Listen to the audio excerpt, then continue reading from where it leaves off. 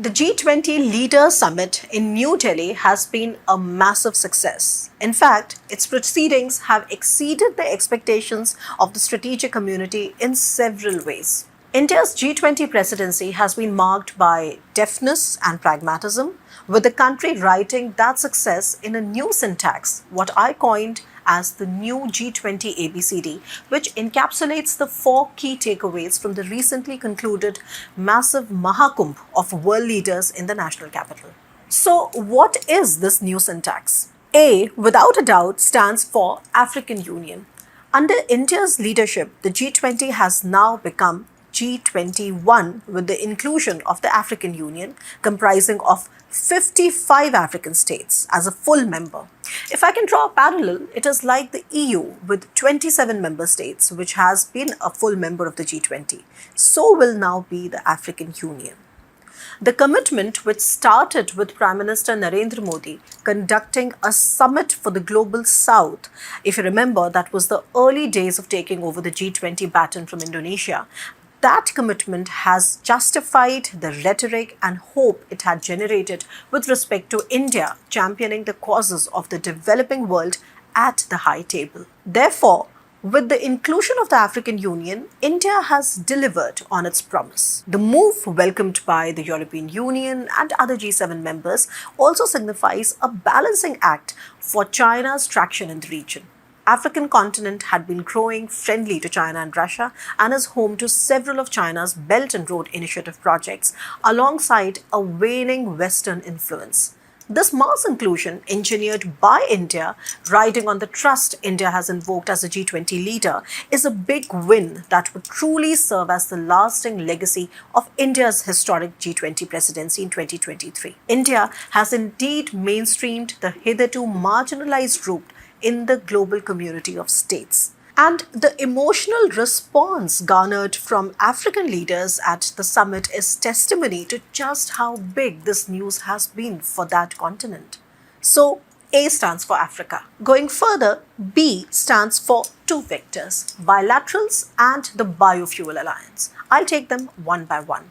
The first key bilateral meeting with the US President Joe Biden reasserted that India's multi-alignment is not an equal distribution, regardless of the optics. In my opinion, India has moved forward with an unprecedented deepening of strategic ties with the US, spanning critical and emerging technologies, defense technology transfer, the jet engines and Predator drones, etc. This has occurred during the ongoing Russia-Ukraine war, in which India has chosen to not take sides.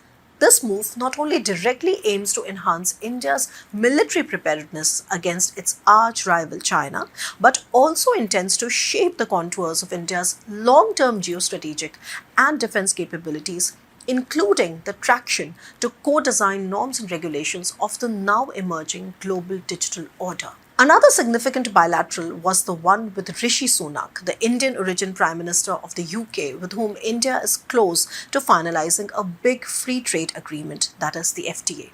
The deal, a stated objective of the British government since Boris Johnson's days, has reached advanced stages after the two sides have fast-tracked talks. Consensus has been reached on 19 out of 26 chapters of the document, so that's almost 75% of ground covered. Disagreement, however, remains on the question of mobility, with the Indian side insisting on it, while the British side remaining unrelenting. On a positive note, negotiations are also underway on a separate bilateral investment treaty. The G20 Trade and Investment Ministerial meeting held in Jaipur last month has also given impetus to these FTA talks. Now, why is this FTA important? India's trade with the UK enjoys an export surplus, and an FTA with the UK will be crucial in improving India's overall balance of global trade, especially given our massive trade deficit with countries like China, which is an unsurmountable problem for long, and with Russia because of the way the one-sided trade has ballooned with imports of Russian oil. From UK's perspective, an FTA with India will also be a major step forward for the economic stability of a post-Brexit Britain, which is struggling with just so many economic challenges. London has had some trade deals in recent past, but it's been unsuccessfully trying to negotiate an FTA with Washington, and domestic pressure to conclude at least one successful big-ticket deal is high. From New Delhi's perspective, this is likely to boost India's negotiations in at least two other important trade deals. One with the European Free Trade Association, which is a four-nation bloc of Iceland, Liechtenstein, Norway, and Switzerland, and the second one, the big one, the FTA with the EU itself, which currently is also a work in progress. So, since the Modi-Sunak bilateral meeting also asserted the importance of the FTA, I'm expecting more headway on that front in coming weeks and months. The second vector of the B is the wonderfully negotiated biofuel alliance with the US and Brazil and a few more countries like Italy and Argentina, whereby India is looking to increase ethanol blending with petrol to 20% by 2025. This blend is currently at a 10%, and if you've been hearing what Minister Hardeep Puri has been saying, India has been having good success with the ethanol blending initiatives. Simply speaking, it is worthwhile to note that ethanol can be mainly extracted from sugarcane, of which India is a huge producer, and maize, of which the US and Brazil are massive producers. So, in the transition to clean energy, this tango is likely to work efficiently and also generate employment while reducing India's massive dependence on imported crude oil, thereby providing economic respite to the end consumer. Now, to the next letter of India's G20 syntax, the C. C represents the connectivity partnership between the US, EU, UAE, Saudi Arabia and India, or what has been called the India Middle East Europe Economic Corridor, or the IMEC. Sponsored in part by the US, this is a truly big-ticket announcement and will be a game changer for India and its partners.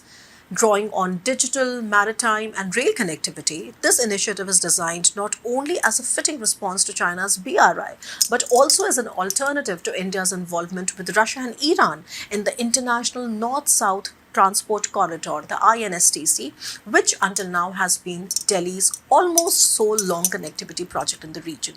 The other is, of course, Chabahar project, which has been susceptible to sanction risks and other geopolitical upheavals.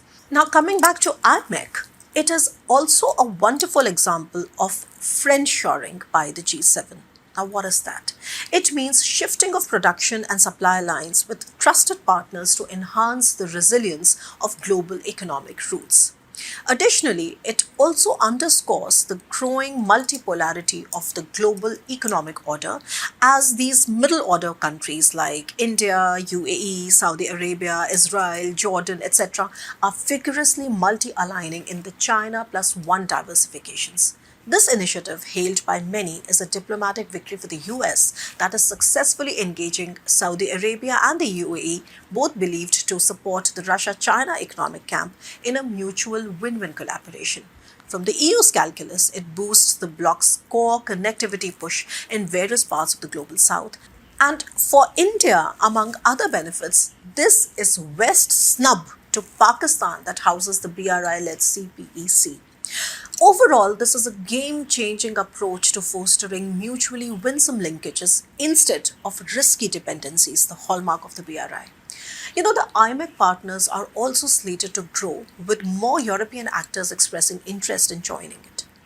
As its economic benefits expand to other geographies in due course, the partnership will also grow. France, Germany and Italy are already on board, and Greece will also follow suit. Interesting to see how this unfolds and how it delivers.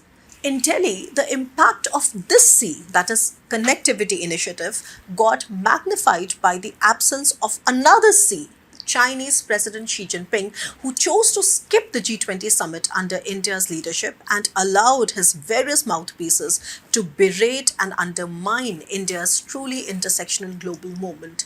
Well, what can I say? Serves him right. Now, moving on to D. Last but not the least, D stands for the Delhi Declaration, a development that almost everyone had given up hope on.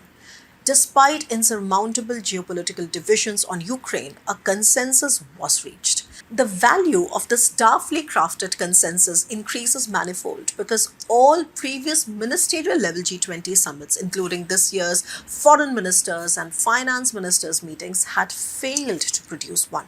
The timing couldn't have been more perfect, with this momentous announcement coming just as the first day was wrapping up and the delegates were readying for dinner.